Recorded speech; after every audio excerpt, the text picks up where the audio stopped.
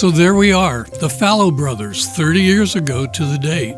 Or really, I should say, the brothers Fallow, as it always seemed that after your grandparents died, we're perpetually waiting for something to happen.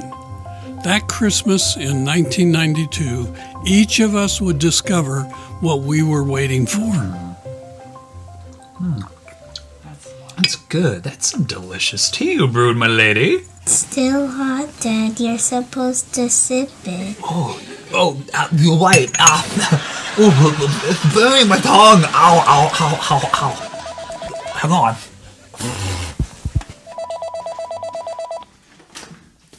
Hi, sorry, this is Evan Fallows speaking.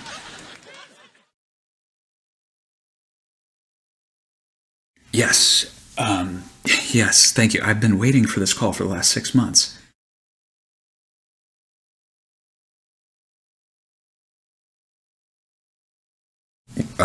What?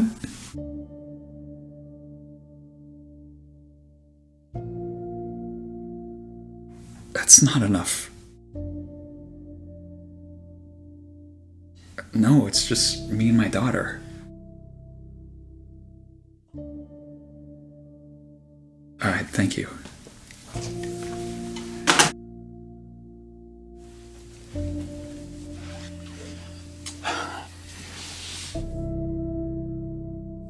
Do you want some tea? Sure, pumpkin. Pour me some more. You couldn't hear the phone conversation, but you could hear something wasn't right. You know I love you, kiddo. Yeah, Dad, you're a radical dude. I tell you what, sweetheart. Why don't we take this tea party on the road and go visit your Aunt Trish and your Uncle Bobby, okay? Can you clink my glass? You've always been very perceptive. Nice. Even at that young age. Nothing ever surprised you. Your Aunt Trish, however... I hate surprises like this, Bobby! We brought Brother barely talks to us for 2 years, and then out of the blue he decides to come swooping into town and expecting some makeshift family reunion? Who does he think he is, Chevy Chase? I'm surprised he didn't ask us to book Bing Crosby, Danny Kaye, and the Rockettes! I'm sorry, Trish, but it's family, and you know how impulsive my brother can be. Why, one time, he drove halfway across the country just to settle a bet with me. Oh, yes, I know. The stupid red underwear thing. My dear, it's the pink underwear debacle of '85. He just wouldn't believe that you can't wash whites with colors. Do I need to recite for you the limerick we used to do the laundry? There once was... Bobby, my love. I know I married you until death do us part. But if you quote that limerick right now, you're going to find out just how long those vows are going to last. Stupid melon. I'm sorry, dear, but we're called to be hospitable. Plus, Timmy's going to be thrilled to see Lindsay. I don't understand why it had to be so out of the blue.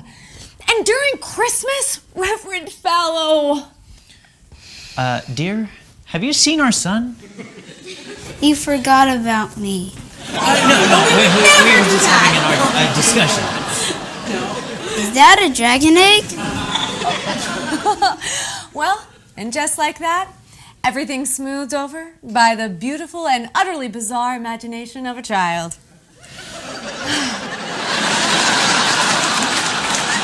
Luckily, an hour later, you were on hand to explain to Timmy what a cantaloupe is, since all the adults were a little too busy beating around the bush. Have fun playing with your cousin. I will. Wow, she is so big. She is. It's so good to see you too, little brother. Yeah, Bobby, you too. And you, Trish. Let me make a toast to the best Christmas ever, to the best family ever.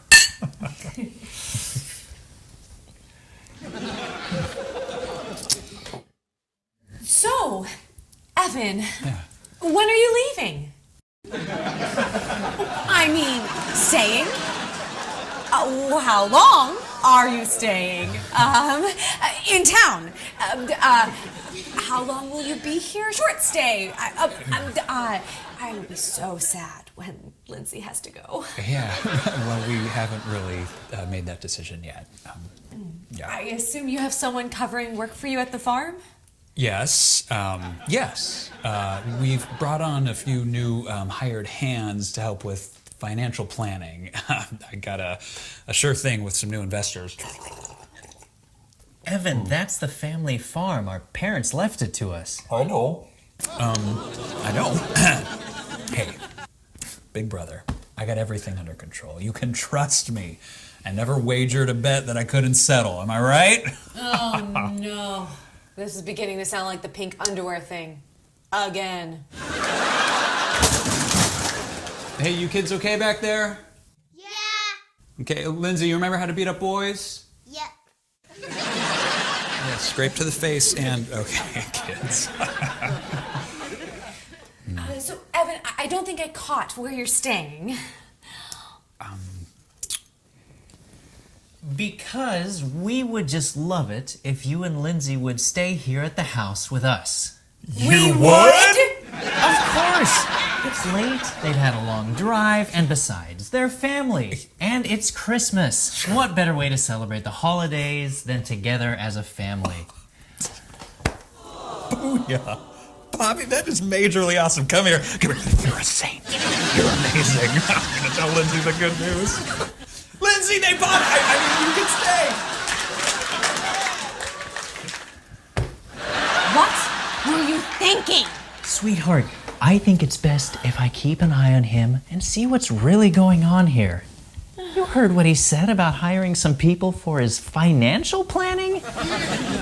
And besides, I've got a feeling that we're called to do this. Okay, Reverend. You got your lost sheep. What do we do next? We'll just have to wait and see.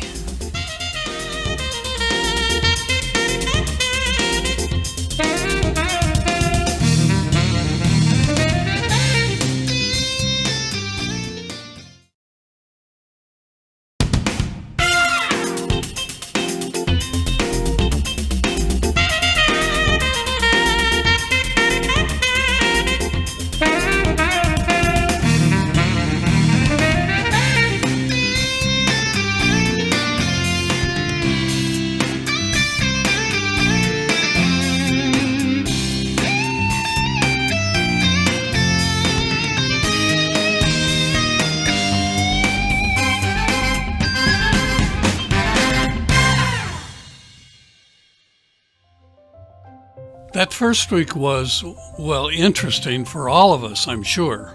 2 Fallow brother families under one 3-bedroom roof. It's a miracle any of us survived. Mostly, we stayed out of each other's way. Some of us, of course, by doing a lot of sleeping. Some of us busy shepherding a flock, while others were somewhere out on Highway 90 talking to animals. But I'm getting ahead of myself. Trish, meanwhile, stayed busy doing what a lot of people did when their home was in emotional disarray. She made sure it was at least clean. Kids, what did I tell you? No messing with the presents. We're supposed to wait till Christmas morning. Not even one. Timmy, what did I just say? Oh, besides, what would your Uncle Evan say if he saw you poking around the Christmas tree? What would I think about what now?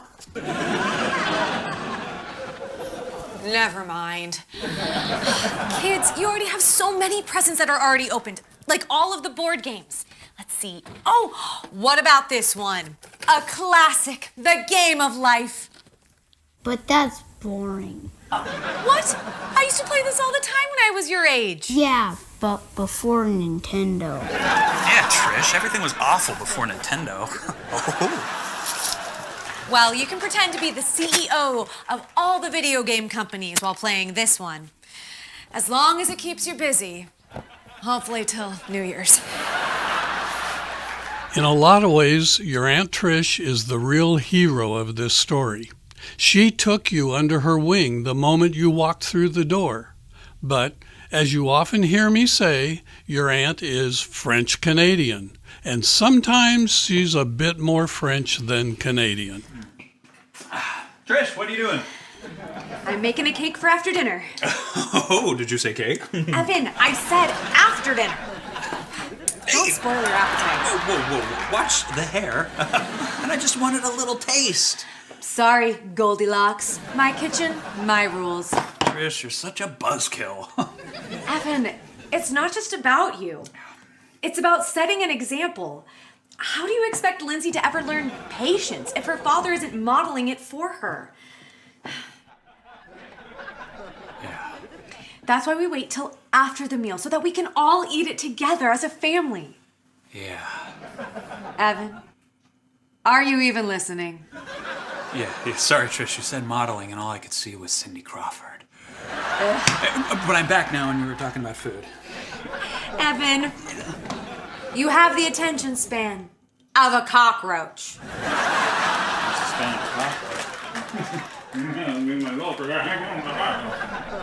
As I'm sure you remember, Saturday night is family dinner night, and Trish knew it was the only guaranteed chance of getting us two knuckleheads to talk to each other.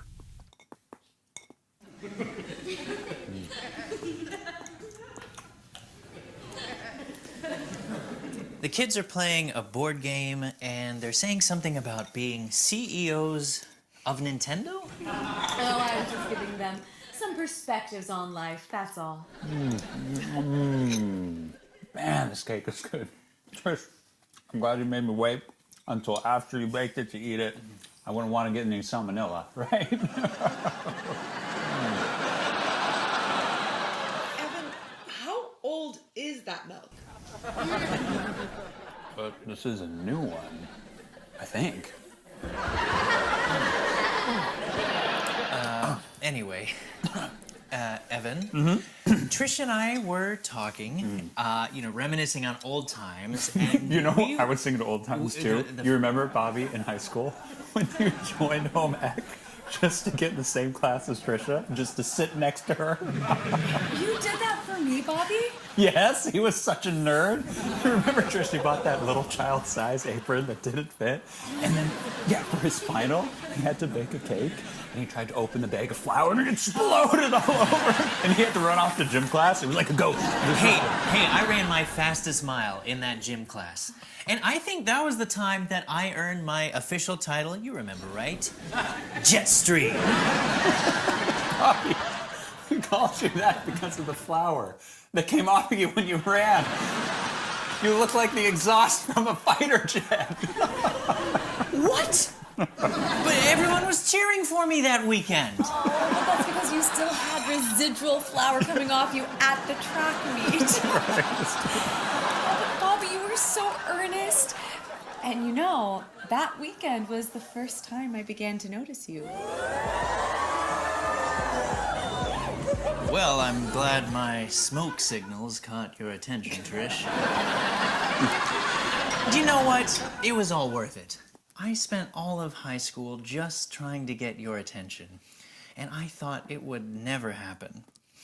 So if it took some sacrificing of my pride, some growing up a little, then I think it was all worth it, just for you. All right, you ruined the moments. I'm gonna leave you two lovebirds. I gotta get some sleep. Big day, Christmas shopping tomorrow. Big day.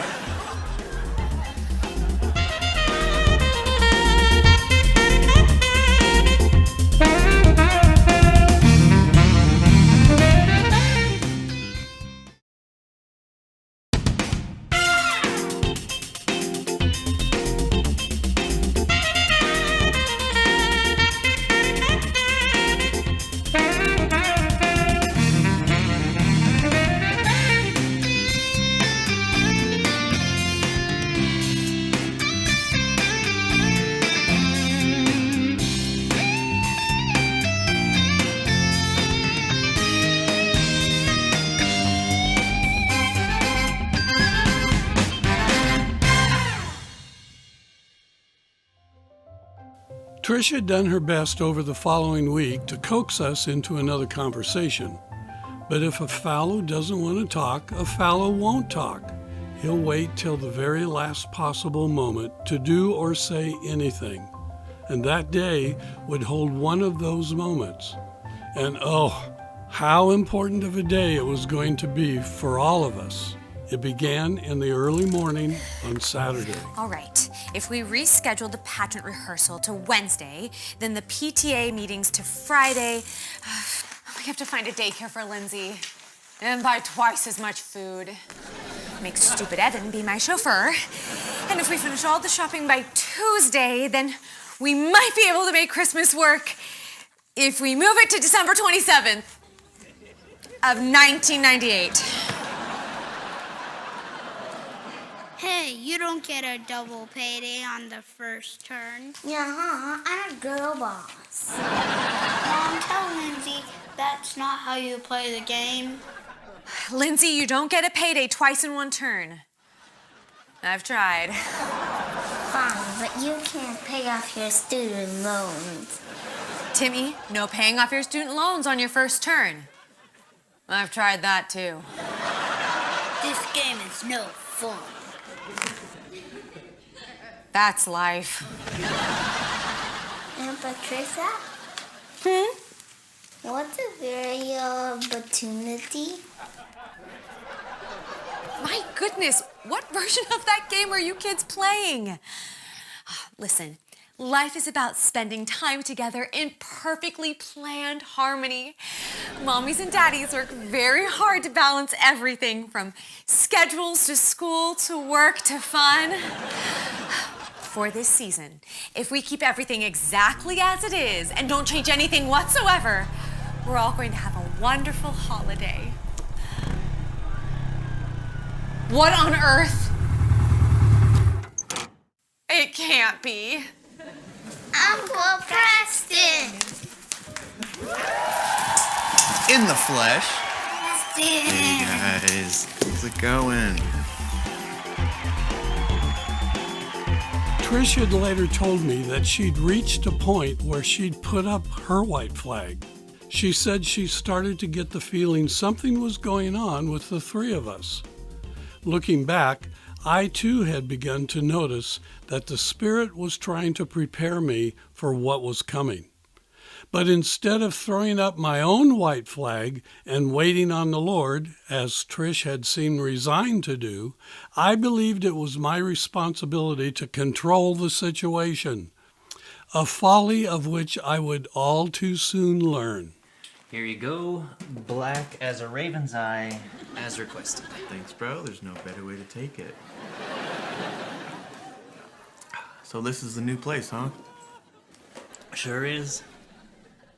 Spacious yet cozy, perfect for a chaplain with a growing family. I'm a reverend, Preston, not a chaplain. Never give up on your dreams, big brother. Never give up on your dreams. Thanks. Preston, what brings you to our neck of the woods? Trish was so, excited when she called and said my baby brother had decided to stop by for the holidays. Not decided, destined. Beg your pardon? The Lord moves in mysterious ways, big brother. So there I was, driving down the I-90, when wham! A baby bird slammed straight into my helmet. Oh my goodness, Preston, I'm glad you're okay. Oh, I'm fine. I had to zigzag through traffic, cut through a construction zone before I could see. Once I stopped, I was able to give CPR to my little feathered friend. Preston, that's the most incredible story I've ever heard. Oh, that's not even the best part. Gabriel, that's his name by the way, once he could fly, he led me to an off-ramp a few miles down. And once I stopped, I checked my map, and what's on the map? Your address. So you see, my little feathered friend Gabriel led me straight to you guys. Preston, I'm speechless. Yep, pretty miraculous if you ask me. I felt like the big man upstairs was leading me to your place for some important reason. Plus, I had to find a commode. I've been holding it for so long, my back teeth were starting to swim. Thank you for that image, Preston. Well, I'm glad you listened to the Lord. The three Fallow brothers haven't been together under one roof for far too long, especially for Christmas. Your Uncle Preston, to this day, still leads a very eclectic life. And regardless of his eccentricities, he has always been very easy to love. I wasn't as nervous as Trish at his arrival, as it meant that the wait would be over. But it's only hindsight that allows me to say that what we had been waiting for was for us three brothers to test our love as a family. Our parents weren't there anymore to guide us. It was just the three of us now. I was scared, and I'm sad to admit that made me feel angry. Hey guys, thanks a lot for coming to talk to me. I don't know where to begin. Bro, don't think.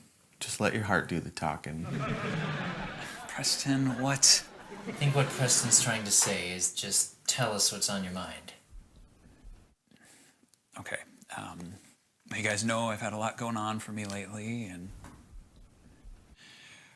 I've had some unforeseen expenses. Guys, I need to sell Dad's farm. I knew it!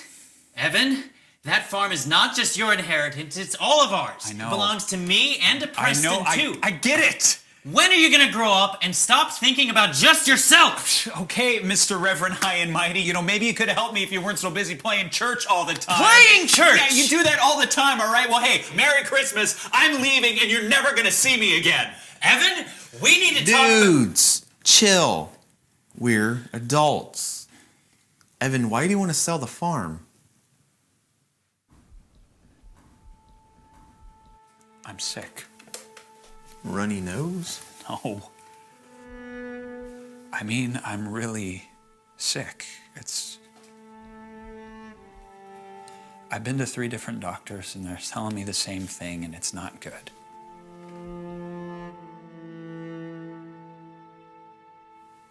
Oh, Lord. Wow. I don't know, something about the pesticides that we use at the farm, and I don't really understand it, but they say it's bad, and I need the money from the farm for Lindsay. Evan, I'm so sorry. I didn't know. I know you didn't, you doofus. Bobby, I'm sorry.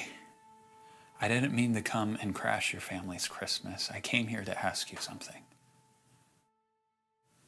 Ask what? If things go bad, would you and Trish be willing to let Lindsay come and stay with you? You're the best parents that I know, and I don't want to see her living in an orphanage. That's not gonna happen, Evan. We're family. We can work this out together. Yeah, bro. It's what we Fallows do.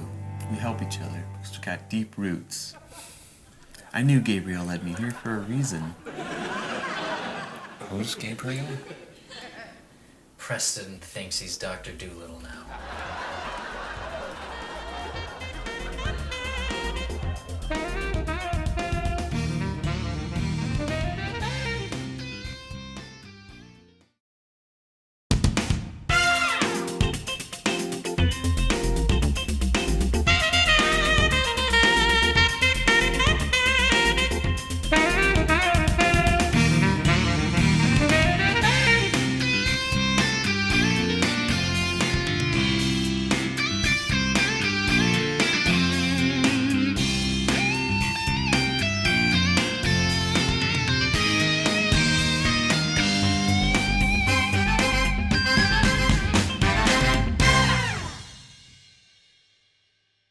I couldn't face your aunt for a few days after Evan finally told me and Preston the truth. I reasoned that I didn't want to surprise her with yet another thing, since we all know how she feels about surprises. But that wasn't really the truth. The truth was I just was plain afraid to repeat what your dad had said to me and Preston. Your dad and I are more like our own dad, your grandfather, that neither of us would ever admit. He was an expert at waiting until the last microsecond to decide to finally be honest with someone. I don't know about Evan, but sometimes I find myself wishing to be more like Preston. Then I come to my senses. Anyhow, the time had come for me to quit waiting to tell Trish about everything and to just get it over with. Really, I owed her more than the truth about your dad, but I had to start somewhere. So, Trish, you know how we were thinking Evan might be wanting to sell the family farm? Yes. There's more to it. He just told me and Preston that he is sick. Like, really sick. Oh. And he needs the funds to pay the bills, to make sure he can make it. And there's more. So, this trip here, I know he always does. He's always impromptu, but he's seeing if Lindsay could stay with us if anything happened. And so we talked it all out, me and Preston, and well, he's definitely staying through the holidays. And we're gonna take it day by day after that. Oh, Bobby.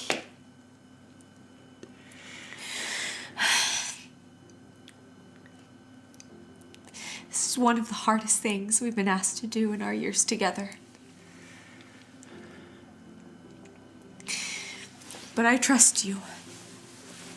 And I trust the Lord. And if this is what He's asking us to do, then we'll do it. Trish is one of the greatest joys in my life.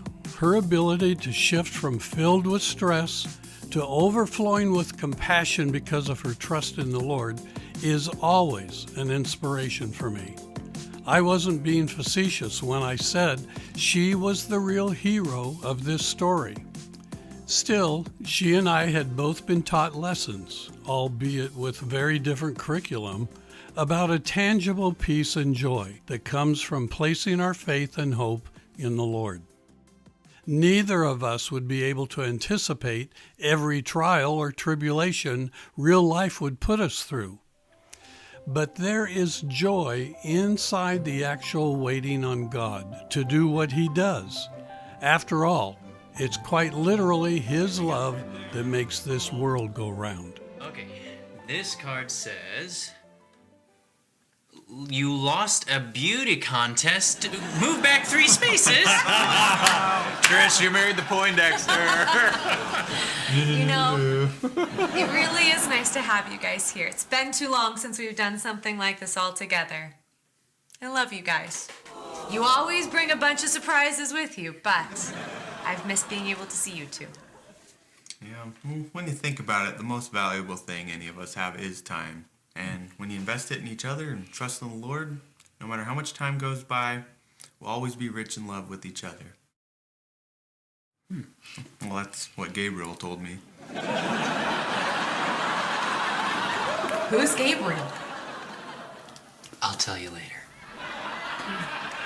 All right, Bobby, you still got to move back 3 spaces. I'm just True, if telling you the don't move back, rules. he can't take his turn. I was hoping you wouldn't notice.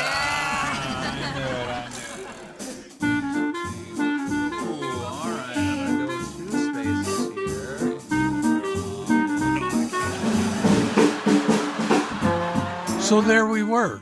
The entire Fallow family would be sleeping under our one little roof with 1 week remaining until Christmas. Trish would have her hands full, but interestingly, it wasn't going to be because of me, your dad, or your delightfully weird Uncle Preston.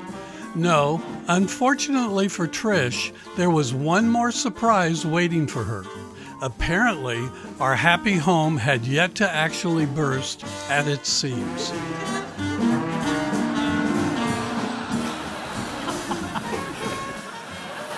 Well, honey, it looks like we were able to pull off this makeshift family Christmas reunion.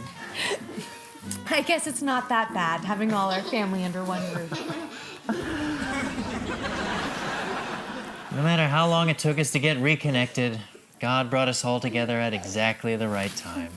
And I'm just glad we don't have to worry about any more surprises. Hey, everybody, are you ready for some fun? Dad? Merry Christmas, everyone!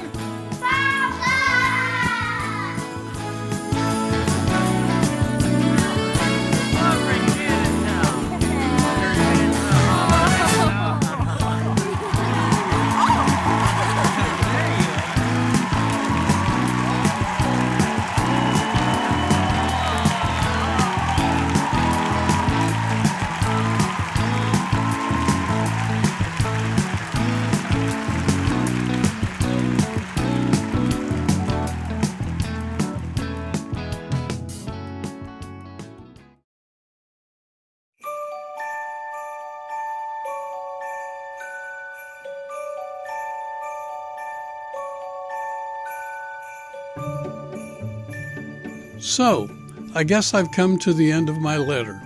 It's funny how some memories, no matter how old they are, stay as fresh and vivid as the time the memory was born. That whole month of December '92 is one of those memories for me. I can close my eyes, and it's no different than watching a TV show, like one of those cheesy sitcoms you and Tim used to watch on Friday nights. Preston stayed through New Year's and then went to Europe to travel. No word on his feathered friend Gabriel, thank goodness. About a year and a half later, me and Trish had decided our little home just wasn't going to hold our two families.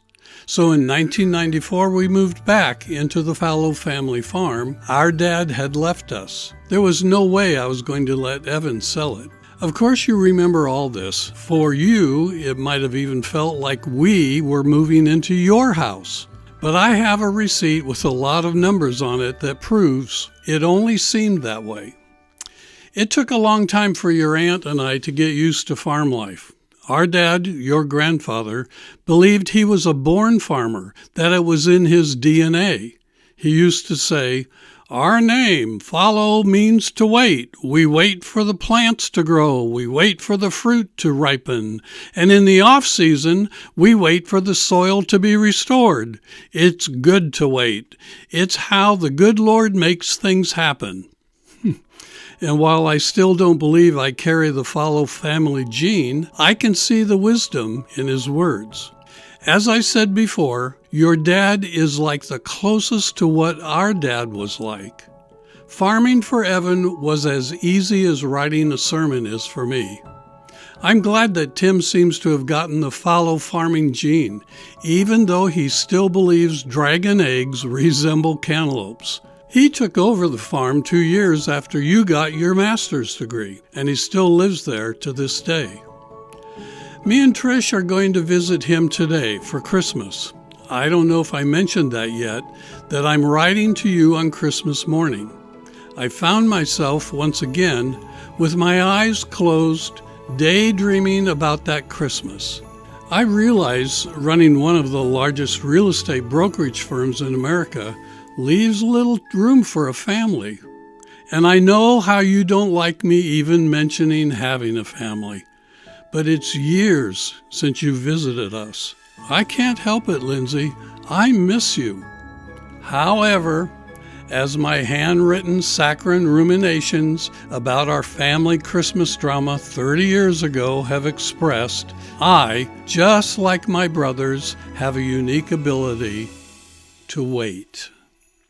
I learned quite well, in fact, that there is value in waiting. Because for me, waiting encourages hope. Hope reveals peace. Peace becomes joy. And joy, well, it's fully matured love. I realize I say this a lot, but you are an absolute blessing to me. So when I look back on this Christmas 30 years ago, I remember it with a joy so complete and so complex that I know it's heaven sent. I hope, in peace and joy, to hear from you soon. Love, Your Uncle Bobby.